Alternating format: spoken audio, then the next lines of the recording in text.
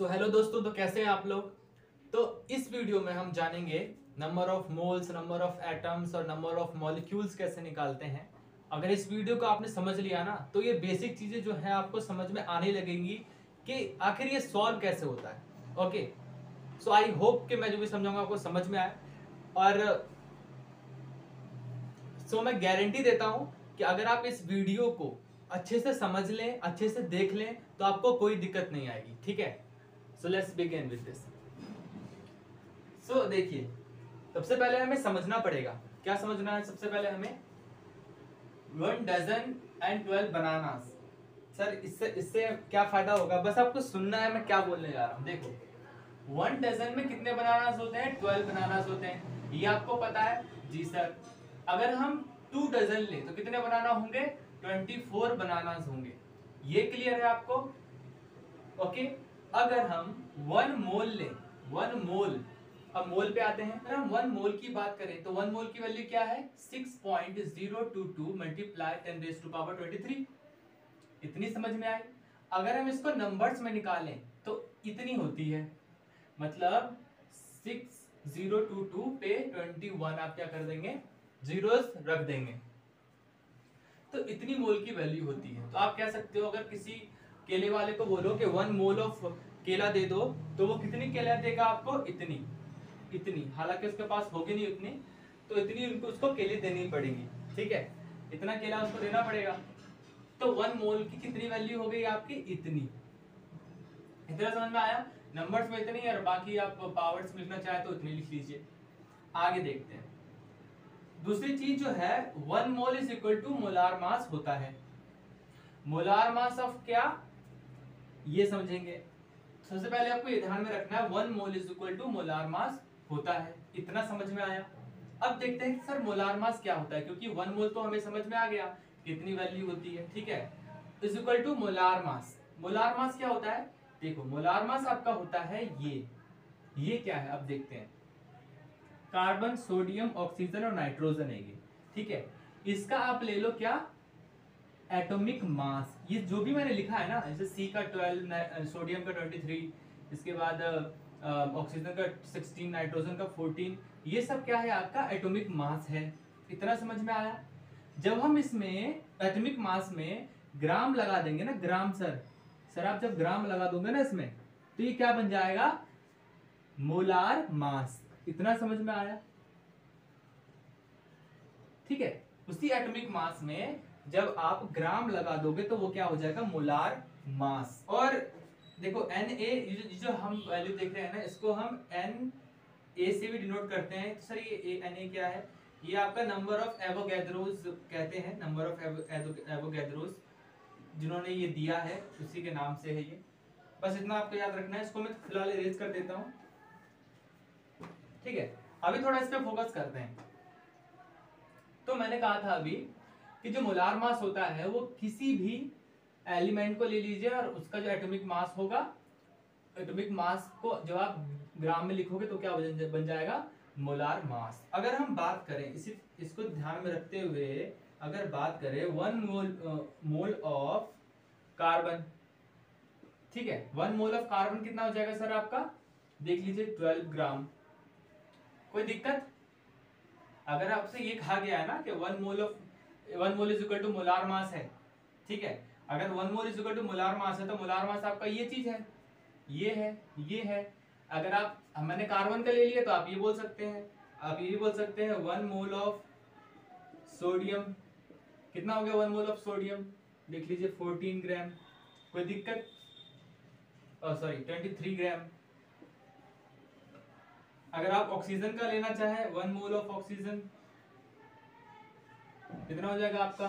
16 ग्राम। इतना समझ में आया सर?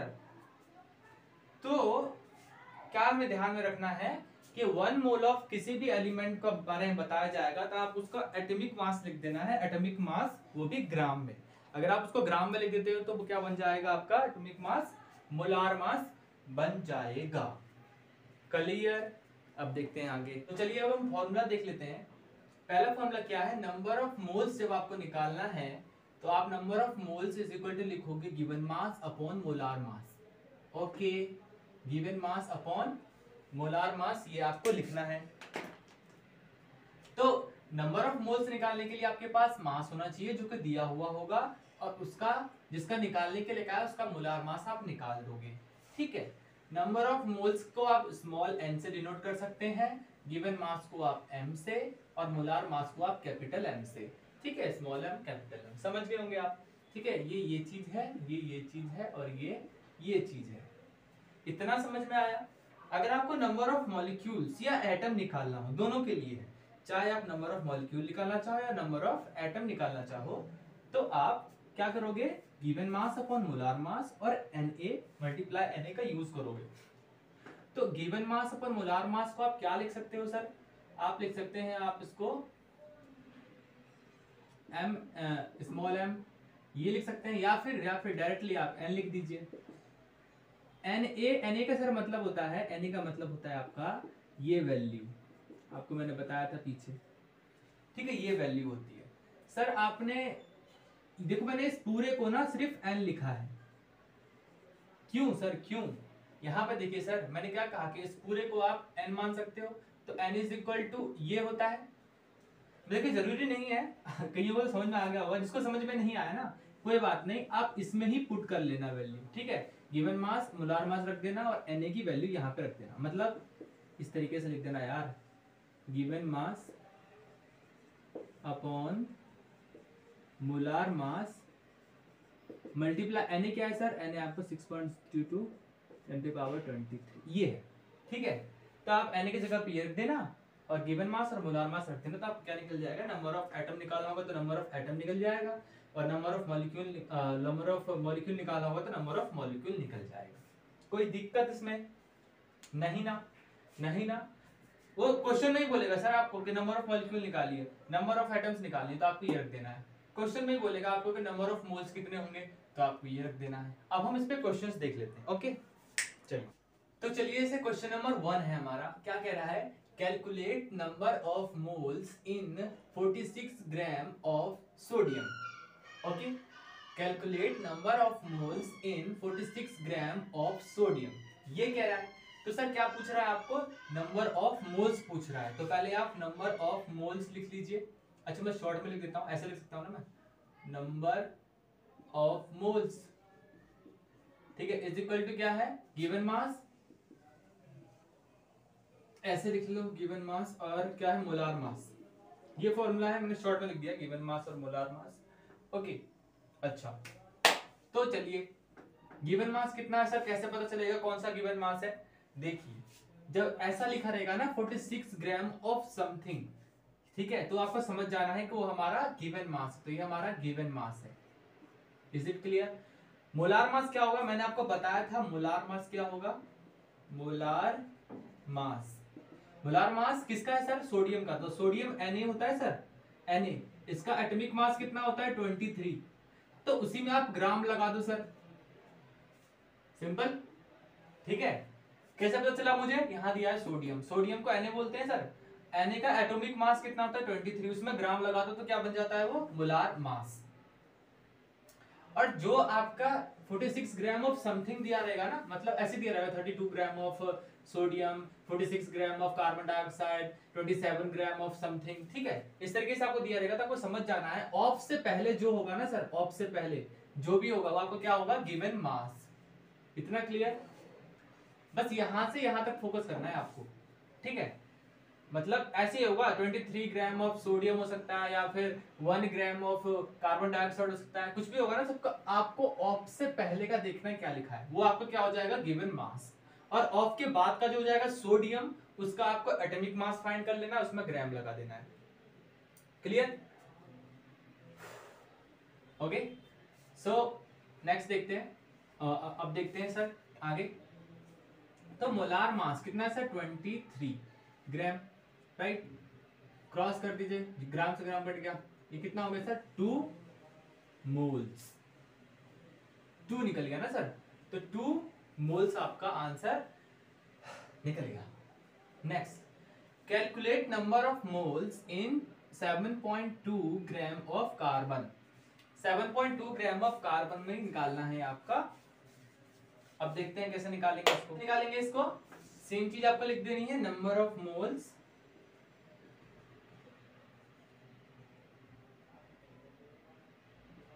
ठीक है is equal to given mass, और ठीक है इतना लिख दिया हमने। अब हमको क्या करना है सर, गिवन मास, मैंने कहा ना ऑफ से पहले का देखो, ऑफ से पहले क्या लिखा है सर, वो आपको गिवन मास है, तो इतने में ऑफ से पहले गिवन मास है, तो ये आपको लिख देना है 7.2 ग्राम। और मोलार मास कार्बन है सर, कार्बन, तो कार्बन देखिए, कार्बन का मोलार मास क्या होगा, कार्बन का मोलार मास क्या होगा, इसका एटॉमिक मास होता है आपका 12, और क्योंकि हमें मोलार मास निकालना है तो उसमें जी लगा दो, बस ग्राम लगा दो, तो आपका मोलार मास निकल जाएगा। तो आपको अब 7.2 ग्राम के नीचे क्या लिख देना है, सिर्फ 12 ग्राम, ग्राम से ग्राम क्रॉस हो गया, एंड देन आपको इसको भी काटना है, तो ये आपका हो जाएगा 0.6 अराउंड, राइट 0.6 होगा। यहाँ पे करके देख लेते हैं एक बार, इतना हो गया, ये आपका कट जाएगा, तो ये हो जाएगा आपका 6, और ये हो जाएगा नीचे आपका 10, yes 0.6, I was right. Okay, so 0.6 क्या निकला आपका, मोल, ठीक है 0.6 मोल। ओके, नेक्स्ट देखते हैं, तो ये आपका नेक्स्ट क्वेश्चन है, calculate mass of 0.4 moles of sodium. थोड़ा अलग क्वेश्चन है, इसमें 4 मोल्स आपको दे रखा है, इतना क्लियर हुआ, 4 मोल्स आपको दे रखा है, जो एक्चुअली पिछले क्वेश्चन में निकाला था वो आपको दे रखा है, ठीक है, किसका दे रखा है सर, सोडियम का दे रखा है, ठीक है, इतना आपको समझ में आया। और आपको क्या पूछ रहा है कि मास निकालना है आपको, मास, ठीक है, मास निकालना है, तो सर ये जो आपको गिवन मास है ना, गिवन मास ही आपका मास है, इतना पहले क्लियर हुआ। तो अगर किसी क्वेश्चन में मास निकालने के लिए आ जाए तो आप समझ लेना उसका गिवन मास निकालना है। ओके, अच्छा अब फिट करते हैं इसमें क्वेश्चन में, तो जो दिया हुआ है नंबर ऑफ मोल्स दिया हुआ है, तो 0.4 दिया हुआ है। ओके, गिवन मास मतलब मास निकालना है, तो मास लिख दीजिए यहाँ पे। Okay, molar mass, now sodium sir ऐसा होता है, इसका जो आपका एटॉमिक मास होता है 23 होता है, और इसमें ग्राम लगा दो तो वो मोलार मास हो जाता है, तो ये हम कह सकते हैं 23 ग्राम। अब नीचे 1 मार्क के क्रॉस मल्टीप्लीकेशन कर दो, तो ये इधर आ जाएगा, इधर आ जाएगा, तो हम लिख सकते हैं यहाँ पे mass is equal to 0.4 multiply 23 gram, point हटाया 10 आ गया। ओके, इसको 2 5, ये आपका हो गया 46/5। ओके, और कैसे करेंगे, 2 2 4 और 2 5 10, सो ये होगा 46/5, इसको डिवाइड कर दीजिए तो 9.2 ग्राम आएगा आपका। तो ये आपका क्या निकला सर, क्या निकला, आपका मास निकला, जो गिवन मास दिया होता था वही आपने निकाल दिया। क्लियर, नेक्स्ट देखते हैं, ऐसा ही क्वेश्चन है, बस इसमें क्या है 5 मोल्स ऑफ कार्बन है, ठीक है, तो कार्बन का सर क्या होता है एटॉमिक मास 12, और इसमें ग्राम लगा दे तो मोलार मास, तो ये आपका निकल गया मोलार मास, इतना क्लियर हुआ। और जो आपका दिया हुआ है सर वो आपका क्या है, नंबर ऑफ मोल्स, तो नंबर ऑफ मोल्स आप लिख दो 5, कोई दिक्कत। इसके बाद आपको गिवन मास, तो मैंने कहा गिवन मास को मास भी बोलते हैं, तो मास लिख दीजिए इधर, क्योंकि आपको मास निकालना है। इसके बाद molar mass, sir molar mass निकाल दिया मैंने 12 ग्राम, तो आप यहाँ पे लिख सकते हैं कि mass is equal to 5 multiply 12 gram, कितना हो जाएगा सर 60 ग्राम। ये आपका क्या निकल गया, मास निकल गया आपका, ठीक है। चलिए नेक्स्ट देखते हैं अब, तो चलिए अब ये क्वेश्चन देखते हैं, देखिए क्या कह रहा है, कैलकुलेट नंबर ऑफ एटम्स या molecules in 0.4 moles of sodium. कुछ समझ में आया आपको, नहीं समझ में आया तो मुझ पे छोड़ दीजिए। तो क्या बोल रहा है, नंबर ऑफ मॉलिक्यूल से एटम निकालना है, तो देखो क्वेश्चन ही खुद बता रहा है, ठीक है, ये मैंने शॉर्ट में एनओ लिख दिया है, इसको नंबर मान लीजिएगा, ठीक है। तो नंबर ऑफ एटम्स या मॉलिक्यूल्स है, इतना समझ में आया आपको। तो फॉर्मूला क्या होता है सर, ये होता है नंबर ऑफ मॉलिक्यूल्स और एटम्स का, इतना समझ में आया, ये आपको निकालना है। इसके बाद क्या दे रखा है, 4 मोल्स दे रखा है और सोडियम दे रखा है, 4 मोल्स ऑफ सोडियम, इतना समझ में आया, आपको ये निकालना है। अभी ध्यान से सुनना मैं कैसे निकालता हूं, ठीक है। तो नंबर ऑफ मॉलिक्यूल्स और एटम्स निकालना, इसका फॉर्मूला आपका ये होता है mass and molar mass, okay. और यहाँ पे Na लिख दीजिए। इसका क्या मतलब है सर, पता ही होगा, 6.022 10⁻23 ये वैल्यू होती है इसकी। तो आप इसको ऐसे भी लिख सकते हैं, इंटू 6.022 मल्टीप्लाई 10⁻23। थोड़ा ध्यान रखिए, सब समझ में आ जाएगा, ओके। सो ये है, आपको इसमें पुट करनी है वैल्यू। किस तरह से करेंगे आप ये ध्यान दीजिए। तो नंबर ऑफ मॉलिक्यूल्स और एटम्स निकालना है, इतना क्लियर। आपके पास सर ये पता होना चाहिए सबसे पहले तो, ये सर कैसे पता चलेगा आपको, ये कैसे पता चलेगा, यहां से पता चलेगा, ठीक है, यहां से पता चलेगा, ठीक है। अभी ध्यान में दीजिए पहले। तो ये हमारा क्या गिवन मास और मोलार मास यहाँ पे रख दीजिए हुआ है। तो गिवन मास और मोलार मास कैसे निकलेगा, क्वेश्चन में दिया है आपका 0.4 मोल्स, है ना। तो ये ऑलरेडी आपका निकला हुआ है। तो आप कह सकते हैं जो आपका नंबर ऑफ मोल्स है वो कितना है, 0.4, ठीक है। 0.4 आपका गिवन है। तो आपको मतलब नंबर ऑफ मोल्स नहीं निकालना है, ये गिवन है। तो अब आपको क्या करना है, सिर्फ ये वाली जो वैल्यू है, ये वाली वैल्यू कितनी निकली, 0.4। 0.4 आपको यहाँ पे रख देना है। तो मैंने रख दिया 0.4 मल्टीप्लाई, इसको मल्टीप्लाई कर देंगे 6.022 10⁻23। Okay, now you just have to multiply. अब आपको मल्टीप्लाई कर देंगे, आपका आंसर निकल जाएगा। अगर मैं शॉर्ट में समझाऊं, देखो अगर मैं आपको शॉर्ट में समझाऊं तो आपका मोल्स दिया हुआ है। मोल्स का मतलब जो गिवन मास और मोलार मास आप निकालते हैं, मतलब नंबर ऑफ मोल्स जो आप निकालते हैं, तो गिवन मास मोलार मास आपका दिया ही होता है। तो ये आपका दिया ही है 0.4, ओके। अब आपको क्या करना है, नंबर ऑफ एटम से मॉलिक्यूल्स निकालना है। तो आप क्या कर दो, देखो नंबर ऑफ मॉलिक्यूल या एटम निकालना है ना। तो यहाँ पे सबसे पहले ये वैल्यू लिखते हैं हम, तो यहाँ पे लिखते हैं तो 0.4 लिख दो। उसके बाद क्या लिखते हो आप, Na, तो उसकी वैल्यू लिख दो बस, 6.022 मल्टीप्लाई 10⁻23, और इसको आप मल्टीप्लाई कर दो। तो इस तरीके से आपका आंसर निकल जाएगा। अब नेक्स्ट क्वेश्चन।